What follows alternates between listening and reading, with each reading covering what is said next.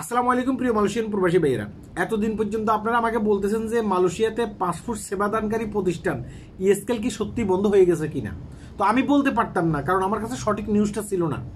অনেকেই কিন্তু বলছে, কিন্তু আমার কাছে সঠিক নিউজটা আসে নাই, এই কারণে আমি বলতে পারতাম না। হয়তো বা এটা মিথ্যা হতে পারে, এই কারণে আমি বলিনি। আজকে আমি বলতেছি যে হ্যাঁ, ইএসকেল বন্ধ হয়ে গেছে। দেখেন, বাংলাদেশ সরকারের পক্ষ থেকে একটা বিজ্ঞপ্তি দেওয়া হয়েছে, একটা নোটিশ দেওয়া হয়েছে। তারা বলতেছে যে ইএসকেল বন্ধ হয়ে গেছে।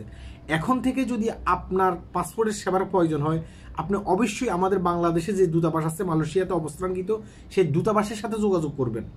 ইএসকেলের সাথে আর যোগাযোগ করার দরকার নেই, কারণ ইএসকেল এখন থেকে আমাদের আর পাসপোর্ট বানিয়ে দিতে পারবে না। ইএসকেল বন্ধ হয়ে গেছে। ইএসকেলের বিপক্ষে অনেক অভিযোগ আসছে এতদিন পর্যন্ত। ইএসকেল দেখা গেছে কি তার সিকিউরিটি দিয়ে আমাদের প্রবাসীদেরকে মারধর করেছে, সেই ধরনের ভিডিও কিন্তু সোশ্যাল মিডিয়াতে ছড়াইছে, তাই না?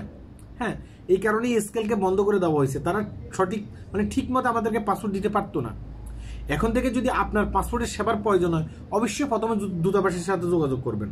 দূতাবাসের সাথে যোগাযোগ করে আপনি কিভাবে পাসপোর্ট করতে হবে, কিভাবে আপনার পাসপোর্টে যদি একটা নাম ভুল থাকে সেই নাম চেঞ্জ করতে হবে, হ্যাঁ, কিভাবে আপনার জন্ম নিবন্ধন চেঞ্জ করতে হবে, এগুলো সম্পূর্ণ এখন আমাদের দূতাবাসে করবে। আমাদের দূতাবাসের সাথে আপনি কন্ট্যাক্ট করবেন, ইএসকেলের সাথে আর কন্ট্যাক্ট করার কোনো দরকার নেই। যদি সময় পান অবশ্যই এই বিজ্ঞপ্তিটা পড়ে আসবেন, এটা পড়ে আসবেন সময় পাইলে। হ্যাঁ, আশা করি এখন থেকে অনেকেই কিন্তু এই নিউজটা করবে। তো নিউজটা আমার কাছে এখন আসছে, এইমাত্র আসছে, এই কারণে আমি আপনাদের কাছে নিউজটা দিচ্ছি। এটা কিন্তু আমাদের জন্য একটা খুশির সংবাদ।